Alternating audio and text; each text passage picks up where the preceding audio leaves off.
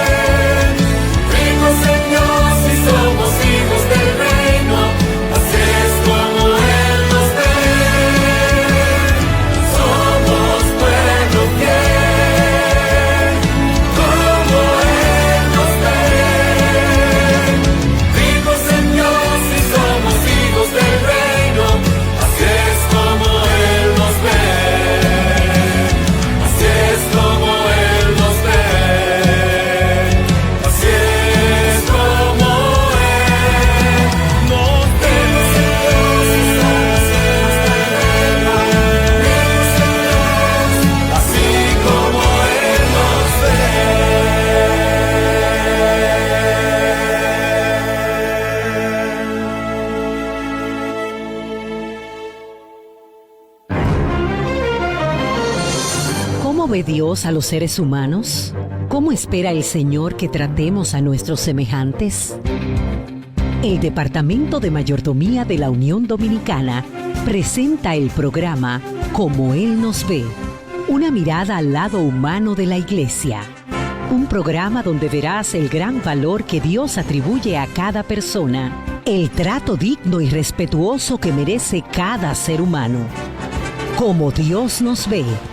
Y ya con nosotros, nuestros anfitriones, los pastores Roberto Herrera y Vladimir Polanco.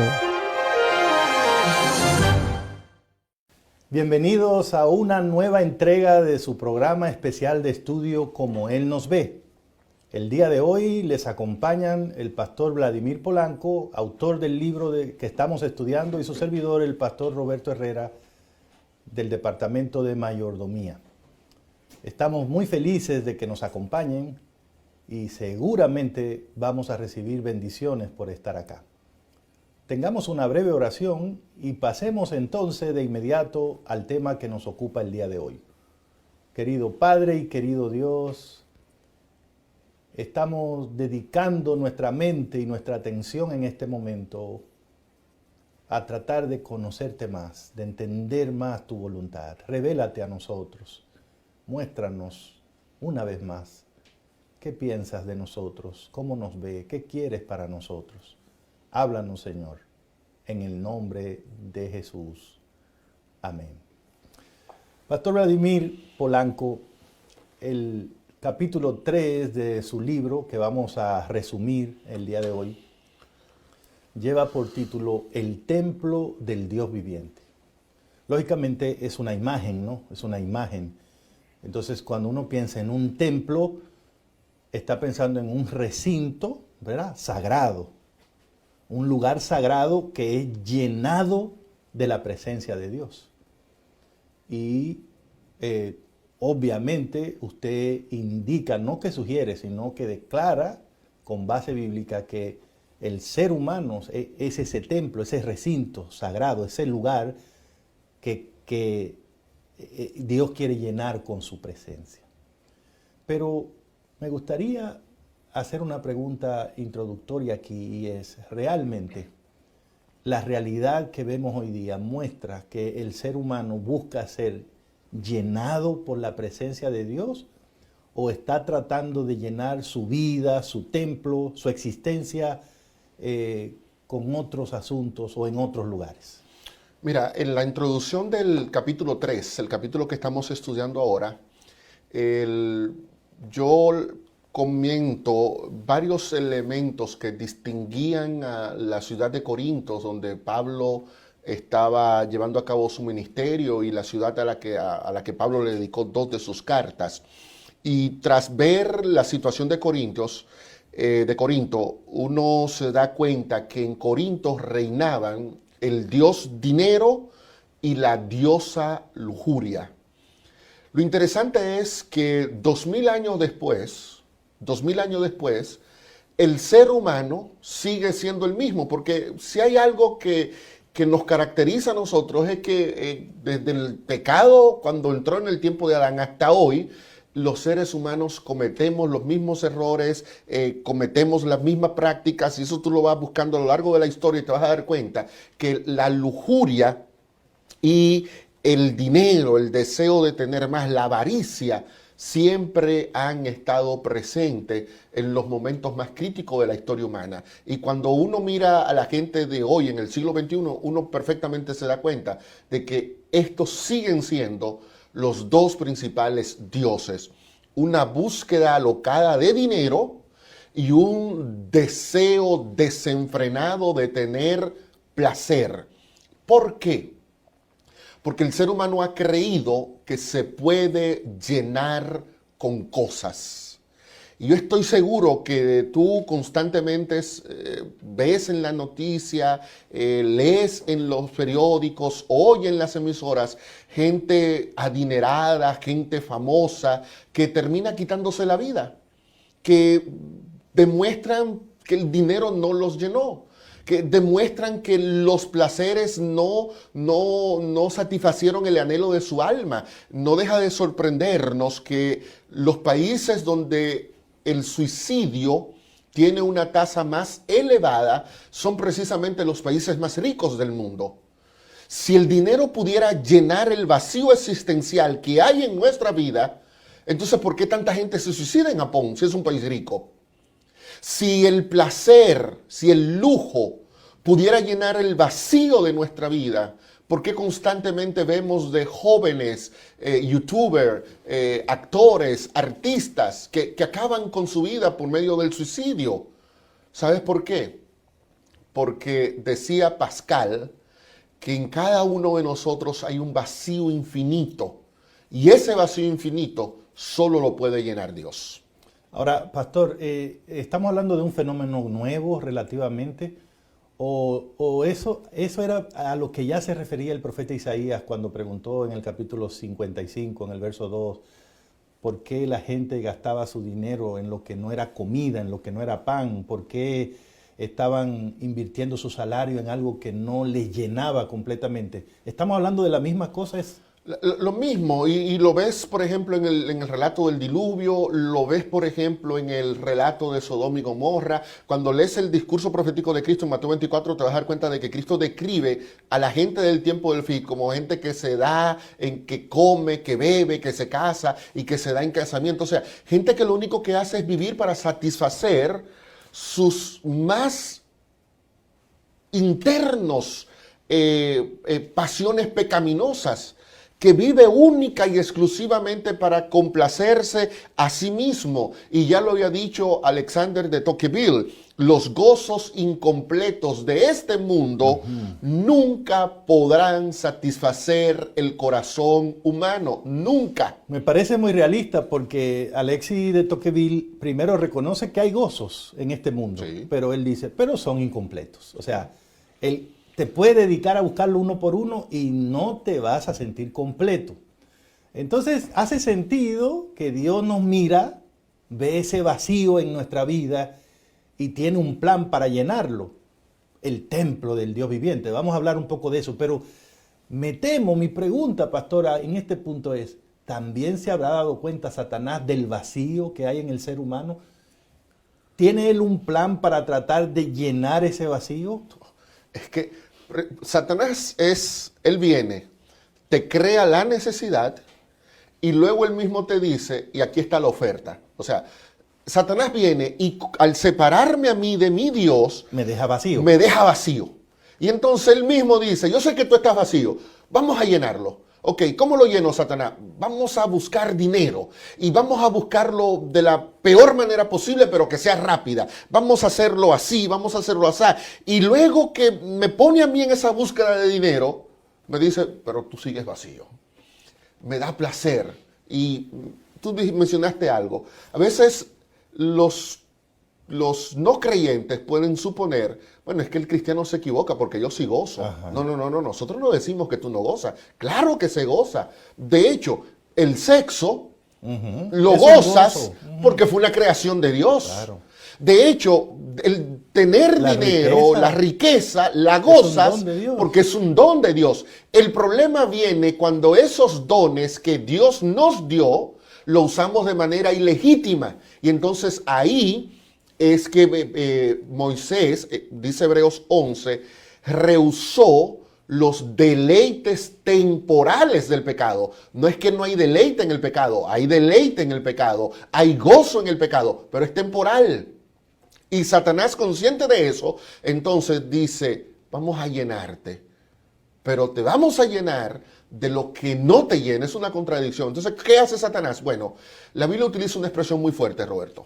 Muy fuerte, cuando Sí. uno de los amigos de nosotros que leyó el capítulo Sí. y reaccionó, tú recordarás que nos dijo, eso me asustó. Sí, hay cosas en la Biblia que asustan, y esta es una. Por ejemplo, que Apocalipsis 2.9 y 3.9 diga que el plan de Satanás es convertirnos en su sinagoga.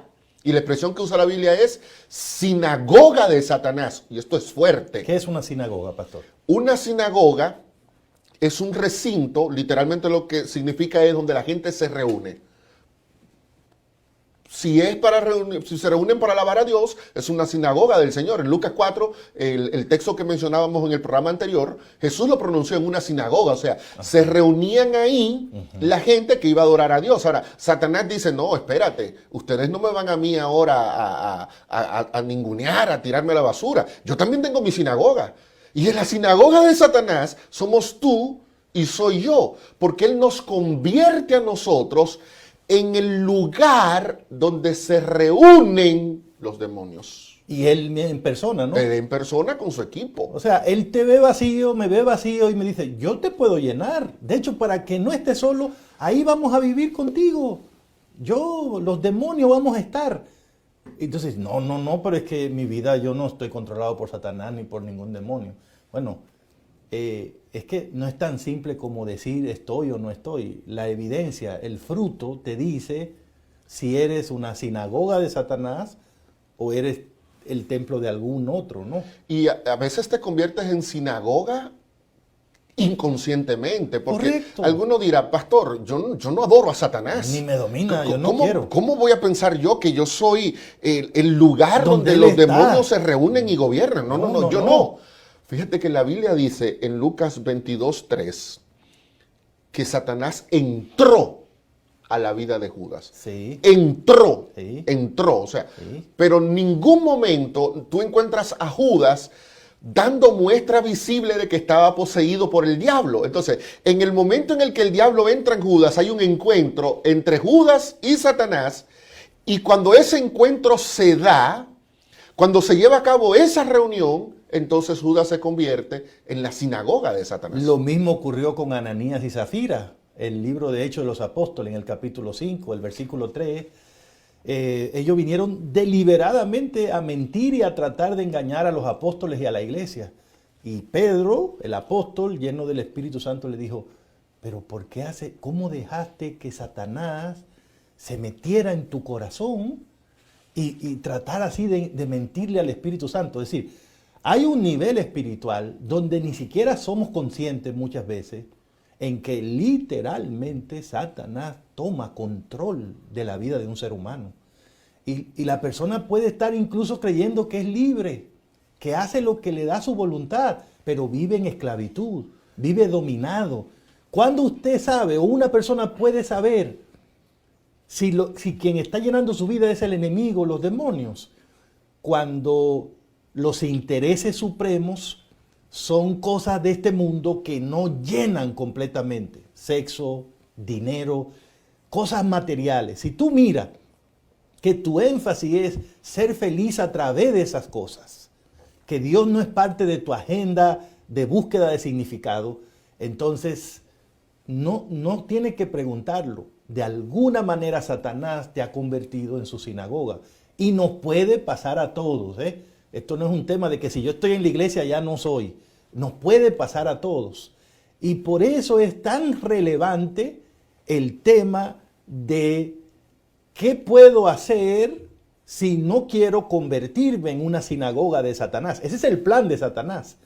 En el próximo segmento que vamos a venir con ustedes, entonces vamos a estudiar el plan que tiene Dios para llenar ese vacío en una forma que esté alineado con su voluntad para nosotros. Quédese ahí porque ya volvemos en Como Él nos ve. Como Él nos ve, una mirada al lado humano de la iglesia.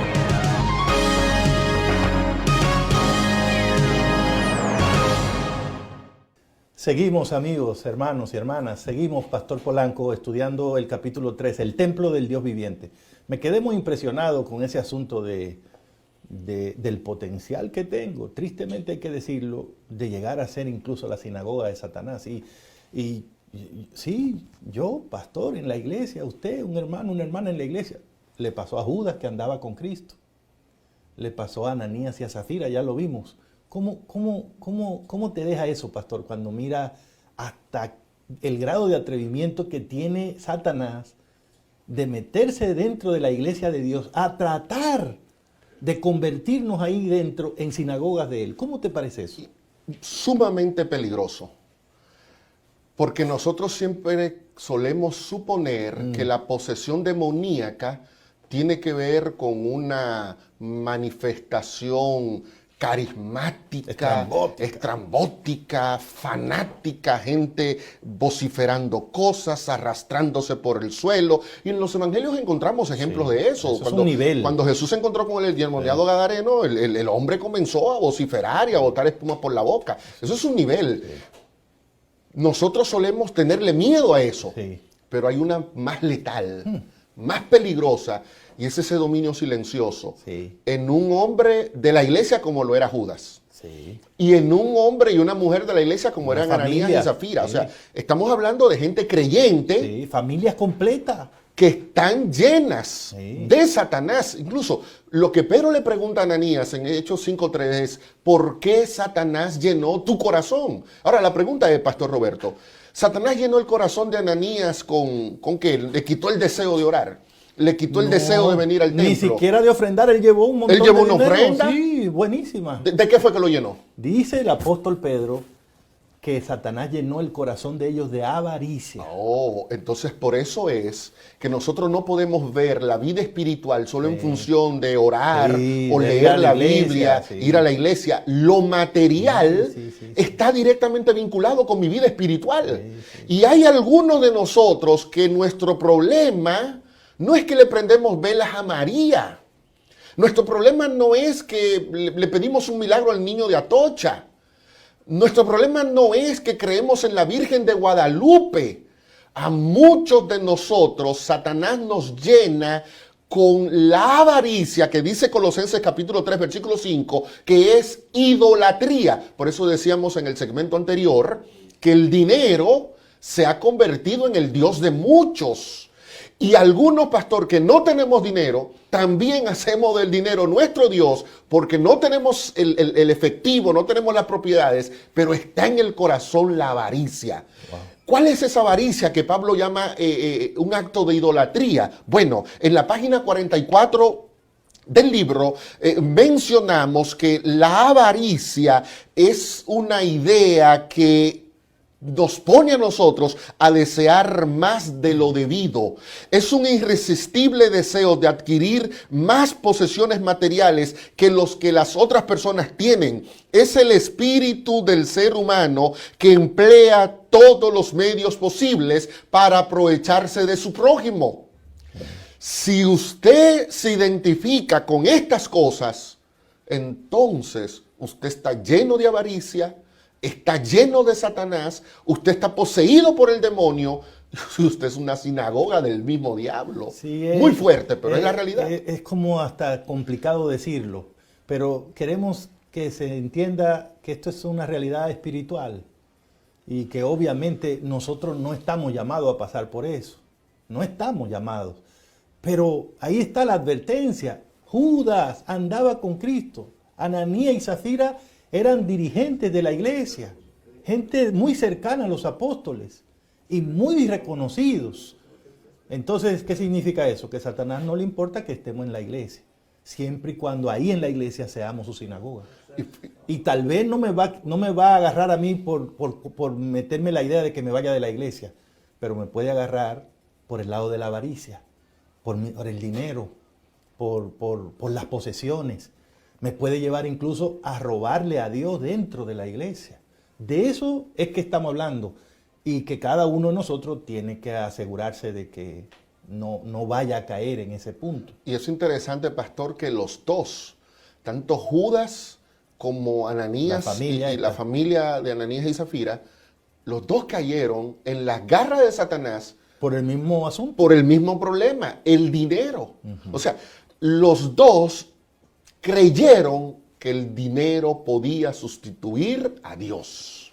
Ahora, Pastor Vladimir, aquí es cuando el capítulo llega al punto maravilloso, ¿no? O sea, mientras Satanás tiene un plan de levantar sinagogas, de convertir cada persona en una sinagoga de él, porque esta es la lucha entre el bien y el mal. O sea, en este mundo es verdad que Satanás está trabajando, pero en este mundo está trabajando Dios. Dios está trabajando con propósitos muy diferentes. Y entonces le debemos al apóstol Pablo el haber explicado que el plan de Dios es llenar nuestro vacío existencial, darnos un gozo completo y definitivo, convirtiéndonos en el templo, no sinagoga, en el templo de su santo. No, pastor. Y más que Pablo se lo dijo a la gente de Corinto, impresionadísimo por esos templos que había en la ciudad, ¿no? Como usted dijo, rindiéndole tributo a Afrodita, la del placer, a Apolo, el del dinero. Ellos tenían una idea de lo que eran esos templos. Y Pablo le dijo, pero ustedes no saben que Dios tiene un plan incluso más impresionante que eso.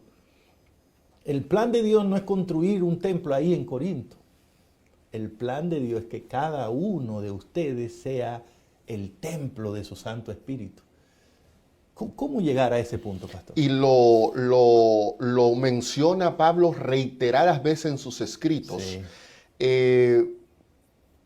Dios te mira de una forma y Satanás te mira de otra.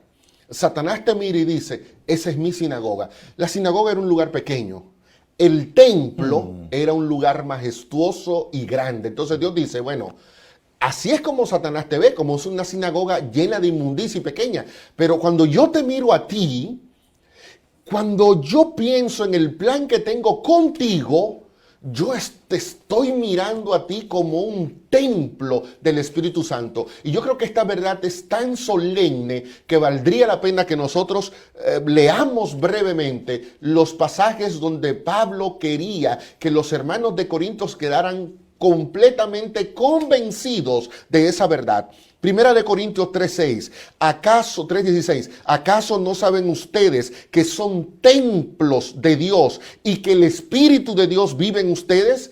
3:17 de Primera de Corintios, si alguno destruye el templo de Dios, Dios lo destruirá a él, porque el templo de Dios es santo y ese templo son ustedes mismos.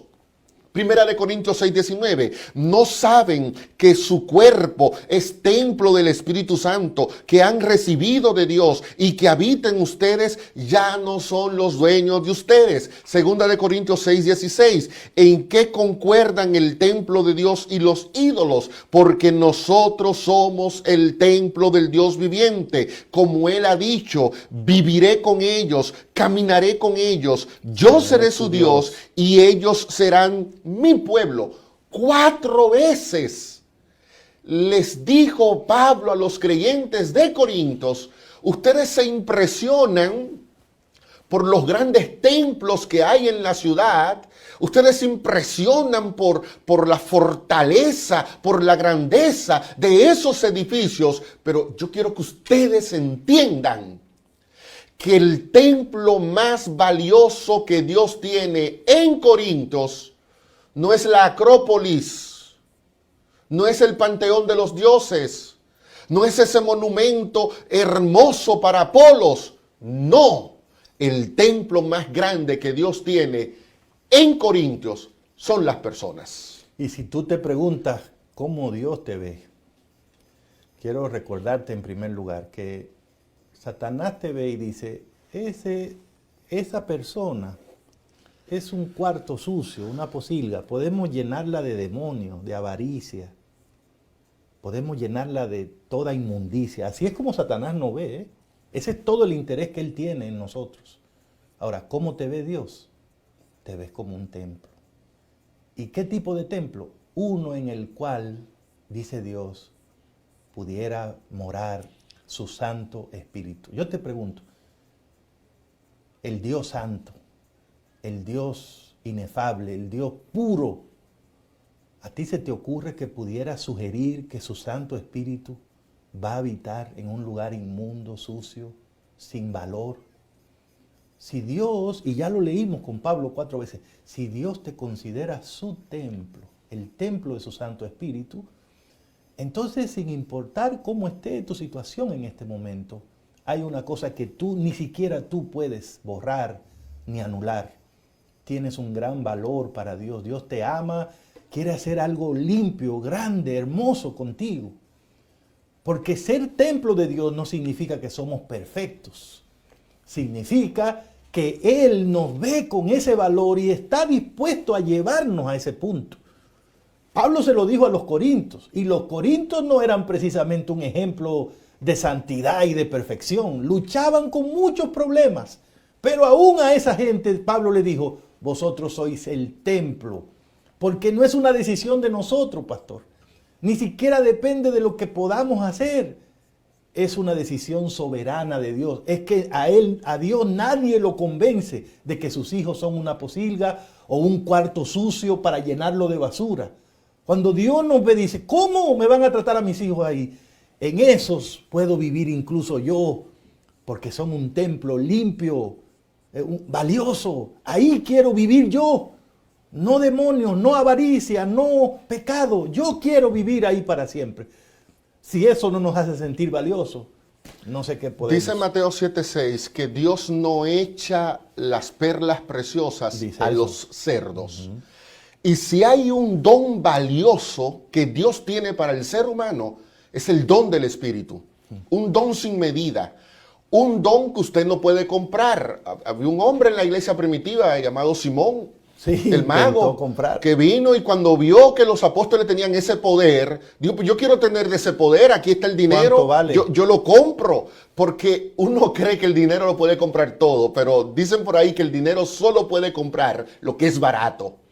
y que el Espíritu de Dios habita en nuestras vidas, no hay dinero en este mundo que pueda pagar eso. Eso es un regalo, eso es un don, eso es una bendición que Dios nos da de manera gratuita. Ahora bien, el hecho de que Dios decidiera colocar su Espíritu sobre nosotros pone de manifiesto lo valioso que tú y yo somos para nuestro Padre Celestial, que Él está dispuesto a colocar en nosotros un don maravilloso que nunca podrá comprarse con ninguna posesión de esta tierra.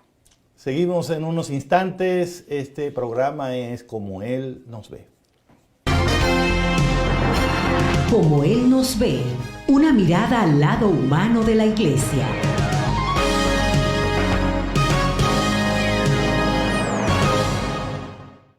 Seguimos aquí en el programa de hoy de Como Él nos ve, el templo del Dios viviente. Estamos más que impactados con algunas de estas ideas maravillosas del plan que tiene Dios y de estos peligros tan grandes con el plan que tiene Satanás, ¿no? Porque ser cristiano se trata de eso, estar alerta por un lado del peligro y estar muy pendiente de la solución a esos peligros en Cristo. Como Satanás nos ve como algo que puede llegar a ser incluso el almacén de todas sus inmundicias. Así Él te ve, así me ve. Él dice, yo quiero que esa mujer, que ese hombre, que esa familia se convierta en mi almacén de pecado, de inmundicia, de avaricia, de que los demonios podamos vivir en esa casa y en esa mente de ese hombre, de esa mujer, de ese joven, de esa señorita, de ese niño. Pero esa no es tu vida, esa no tiene que ser tu vida, esa no es tu destino, porque Dios quiere, te ve y te mira, a tu familia te ve a ti y dice, yo quiero que esa familia sea el templo de mi Santo Espíritu, que ese hombre sea el lugar donde yo viva, que esa mujer sea la morada de mi Espíritu Santo. Y entonces, si somos el templo del Espíritu Santo, obviamente que Dios quiere que nosotros vivamos a la altura de esa posición. Le entregaste tu vida a Cristo, quiere decir que ahora no te perteneces, eres templo del Espíritu Santo. Dios controla, Dios llena.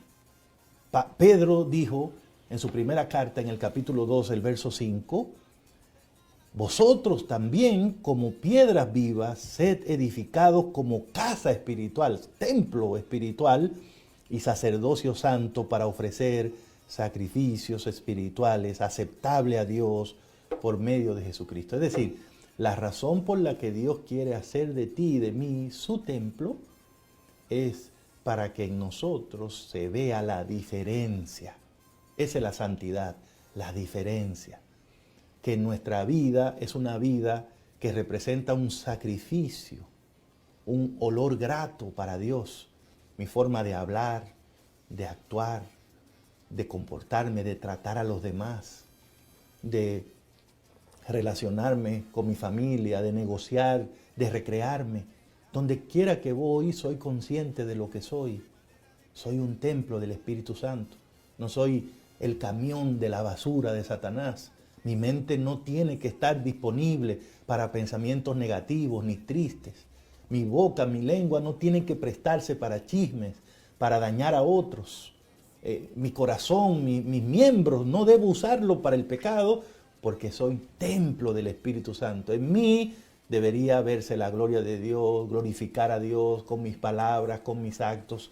Eso es lo que dice Pedro. Eres casa espiritual. Entonces crece como tal para gloria de Dios. En 2 Corintios 6:16, Pablo plantea las repercusiones prácticas que tiene esa visión de Dios vernos como templo del Espíritu Santo, porque Pablo pone énfasis en el propósito por el cual Dios decidió escogernos a nosotros como su templo.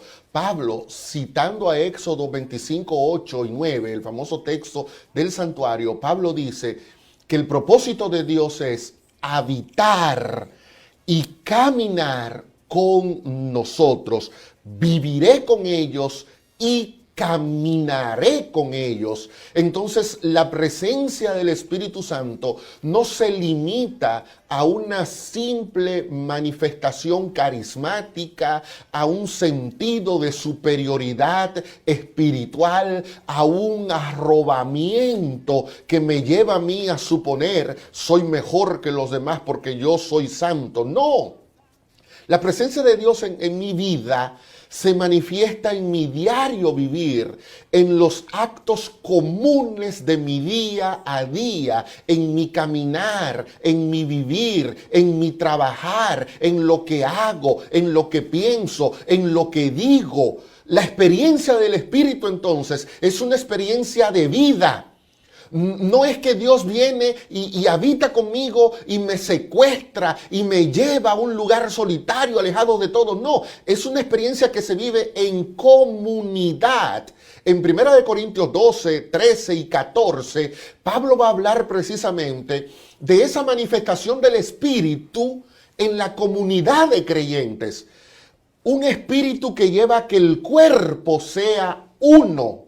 Un espíritu que lleva a que el ojo no critique a la boca, que la boca no critique al pie, a que el pie no critique a la mano, porque el espíritu nos convence a todos que somos parte del mismo cuerpo. Otra vez entonces venimos al punto central de todo el libro. En este caso, la presencia del Espíritu en mi vida viene a ser un elemento que regula la relación con otro que al igual que yo es templo del Espíritu Santo. Por eso dice Gálatas capítulo 5, que cuando el Espíritu hace una morada en nosotros, eso se traduce en un estilo de vida que comienza con amor, un amor que ama al bueno, que ama al malo, que ama al adventista, pero ama también al que no es adventista, que ama al homosexual, que ama a la lesbiana, que ama al delincuente que está en la cárcel.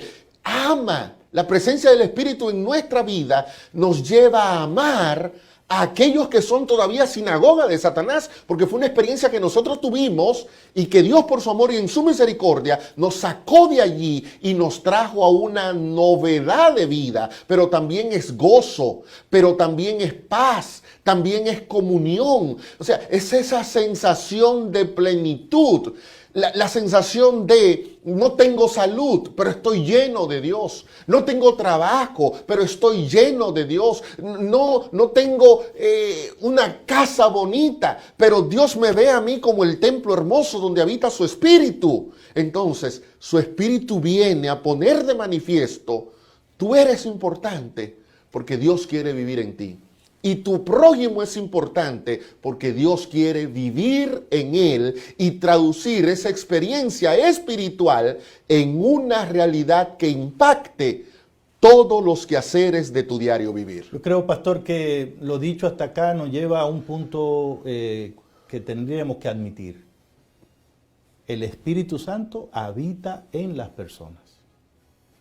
Entonces está fuera de discusión. El centro de acción del Espíritu de Dios es la gente. Dios trabaja en la gente. No se derrama sobre un edificio. No es el programa de la iglesia, no son las paredes de la iglesia, no es lo que la iglesia hace cuando se reúne, es la gente que está ahí. En la iglesia está el Espíritu Santo porque hay gente. Porque hay gente, porque el Espíritu con quien trabaja es con la gente y a través de la gente. Por eso, ¿cómo se le ocurre a la iglesia, que es la comunidad del Espíritu, tener otro énfasis que no sean las personas? Por eso una iglesia jamás podría justificar delante de Dios que no le importen las personas o querer poner la situación complicada para que las personas se acerquen a Dios o no mostrar interés en ayudarlos a conocer la Biblia, a orar, visitarlos en sus casas, saber cómo se encuentran. Esa es la obra del Espíritu. Esa es la obra del Espíritu. Cualquier iglesia puede ser consciente de si el Espíritu la controla o no. ¿Cuál es tu énfasis? ¿Qué es lo que te importa? ¿Está la iglesia tratando de alcanzar gente? ¿Y está la iglesia ayudando a la gente que alcanzó a crecer y a mantenerse dentro de ella? De eso se trata. Dios lo planteó claramente. El plan de Dios no es tener un templo lindo de piedras preciosas con un programa popular que todo el mundo diga, wow. El plan de Dios es conseguir seres humanos que estén dispuestos a ser templo de su Santo Espíritu. Y Él hizo la iglesia para hacer ese lugar a donde Él está llevando a esas personas. Y esas personas, una vez que son su templo, pues continúen ampliando la oferta de Dios para otros. Si no podemos entenderlo así, entonces no hemos leído la Biblia todavía, porque toda la evidencia bíblica apunta a que el plan de Dios es convertirnos a todos en el templo del Espíritu Santo. Siga con nosotros porque vamos a regresar para los minutos finales. Como Él nos ve, una mirada al lado humano de la iglesia.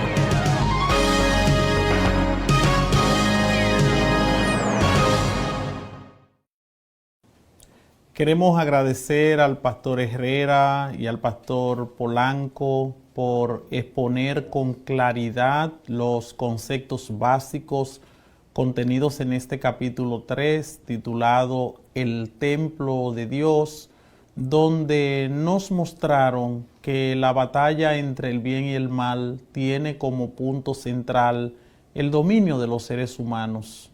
Y a estas alturas cabe preguntar, ¿quién está gobernando tu vida? Esta pregunta es muy importante porque dependiendo a quién sirvas, tus acciones serán encaminadas por una dirección u otra. Si sirves a Satanás, tus pensamientos serán dirigidos a realizar obras malas. Pero cuando Jesús gobierna tu ser, harás todo lo correcto en todo momento y en todo lugar. Otra pregunta que debemos hacernos es, ¿a quién le rendirás tu adoración?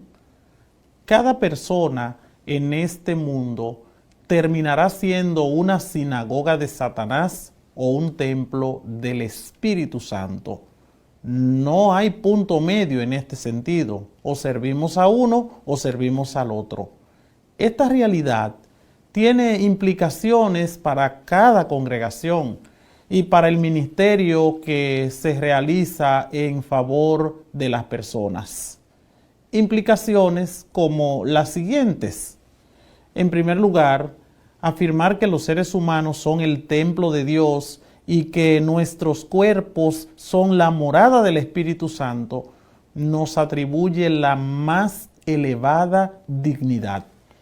Eso nos lleva a decir que nadie es demasiado pequeño, nadie es demasiado pobre o demasiado indigno como para ser tratado de manera irrespetuosa. La iglesia está obligada a ser inclusiva, a recibir a todos con amor, a aceptarlos, a rechazar todo comportamiento basado en los prejuicios, discriminación o cualquier otra cosa. Tampoco el papel de la iglesia jamás es ni lo será el de juzgar o condenar a las personas. En segundo lugar, la iglesia debe reconocer el valor que tiene el ser humano y especialmente los miembros que conforman la comunidad de la fe, porque a la vista de Dios somos personas importantes, al punto que Él dio a su Hijo Jesucristo para salvarnos del pecado. Por eso, asuntos como el ambiente de adoración debe ser tomado en cuenta. ¿Por qué? Bueno, para que todo el que venga a la comunidad de creyentes se sienta confortable. Otro tema como la visitación para fortalecer la fe de los creyentes no debería ser opcional, sino que se debe tener como una de las prioridades a tomar en cuenta. La dignidad del lugar de reunión, donde se cree un espacio en el que la gente sienta que está adecuado de manera especial para recibirles. El trato que reciben durante las reuniones es importante, por eso debe ser el mejor y el de la más alta calidad.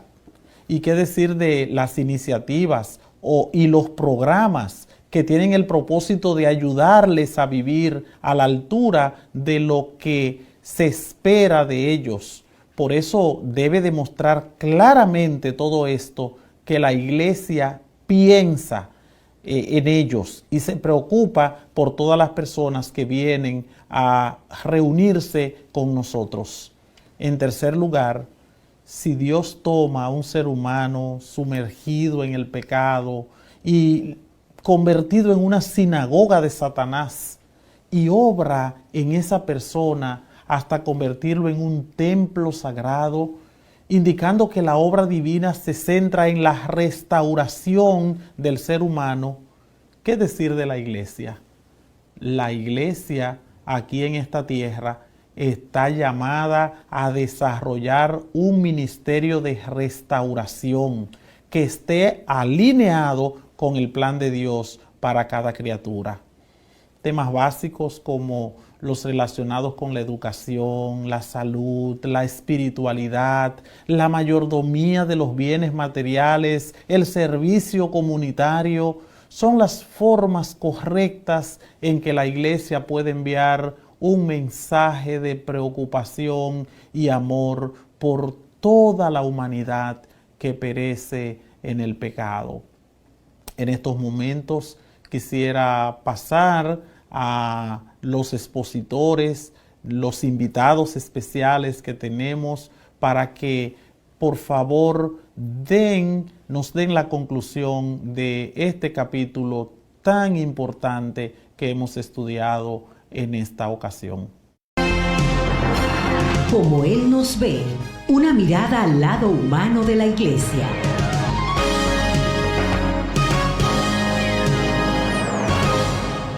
Estamos aquí para hacer apenas unas conclusiones del programa de hoy, el capítulo 3, el templo del Dios viviente. Yo creo que en lo que llevamos de jornada del estudio de este libro, como Él nos ve, si no nos ha convencido de cuánto nos ama Dios, la forma en que nos creó, si todavía el plan maravilloso de la salvación no logra convencerte de que eres el tesoro especial del Señor, ¿qué vas a decir ahora? Cuando Dios incluso está dispuesto y te dice, no solo que te amo y que te ayudo y que te libero, no. Quiero vivir en ti. Quiero vivir en ti. Quiero que seas mi templo. Pues no sé qué. O sea, ¿qué otro argumento puede usar Dios para atraer nuestra atención? Somos valiosos. Que nos comportemos en una forma que no lo revele es una cosa, pero delante de Dios somos valiosos. Nuestra posición en Cristo es inmejorable, es perfecta, es completa. No tienes que pedirle a Dios que te dé más, lo tienes todo en Cristo. Lo que tienes que pedirle a Dios es que te ayude a vivir a la altura de esa posición.